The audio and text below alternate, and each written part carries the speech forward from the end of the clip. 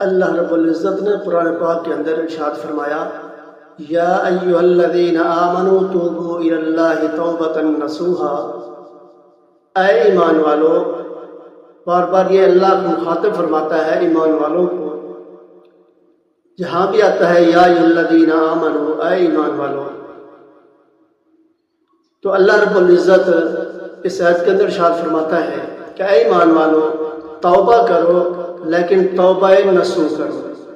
تو اس کا مطلب یہ ہے کہ مکمل توبہ، یعنی جو آپ کو دوبارہ یہ گناہ کرنے سے باز رکھے، وہ توبہ۔ اس کے بعد وہ گناہ نہیں کرے گا۔ تو جن لوگوں نے حرام کے مال کا پیسہ بنایا، دکان بنائی، زمین خریدی، کارخانہ بنایا، بینک بیلنس جمع کیا، تو ان کی توبہ اس وقت تک قبول نہیں ہو سکتی جب تک وہ حرام سے کمایا ہوا مال صاحب حق کو، یعنی حقدار کو واپس نہ کر دے، تو اس وقت تک جو ہے اس کی توبہ قبول نہیں ہو سکتی۔ تو گناہ گار اللہ کو تو مانتے ہیں، تو کچھ خود جان کر گناہ کر جاتے ہیں اور کچھ لوگ بھولے سے گناہ کر جاتے ہیں۔ تو جو لوگ گناہ کے فوراً بعد توبہ کر لیتے ہیں اور اللہ سے عہد کر لیتے ہیں کہ آئندہ گناہ نہیں کریں گے، تو وہ اللہ ان کے گناہ معاف فرما دیتا ہے۔ لیکن جو لوگ توبہ نہ کریں تو ان کی مغفرت اللہ سبحانہ و تقدس کی معیشت پر منحصر ہے، چاہے تو ان کو بخش دے، چاہے ان کو عذاب دے۔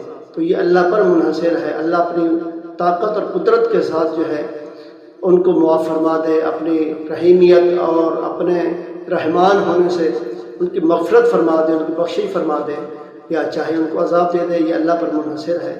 تو ہم کون ہوتے ہیں جو ہے کسی کو کہیں کہ آپ کی توبہ قبول نہیں ہوتی؟ ہاں، حقوق العباد جو ہے، یا کسی کا مال کھایا ہے، کسی کا مال غصب کیا ہے، جو پہلے قرآن پاک کے اندر کی آیت کے اندر جو ارشاد فرمایا گیا اللہ نے، تو اس کا مطلب یہ ہے کہ جو حقوق العباد ہے، اگر کسی کا مال کھایا ہے، کسی کی زمین ہڑپ کی ہے، تو جب تک وہ اس کو واپس نہیں کرے گا تو اس کی جو ہے بخشش نہیں ہوگی، اس کی توبہ قبول نہیں ہوگی۔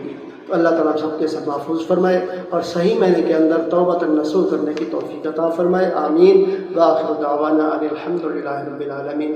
تو یہ جو ہے جو نیک کام ہے، جو قرآن پاک کی آیات ہے، حدیث مبارکہ ہے، تو ان کو آگے شیئر کیا کریں اور فالو کیا کریں تاکہ دوسرے لوگ بھی اس سے فائدہ حاصل کر سکیں۔ دعا ہے اللہ تعالیٰ عمل کی توفیق عطا فرمائے۔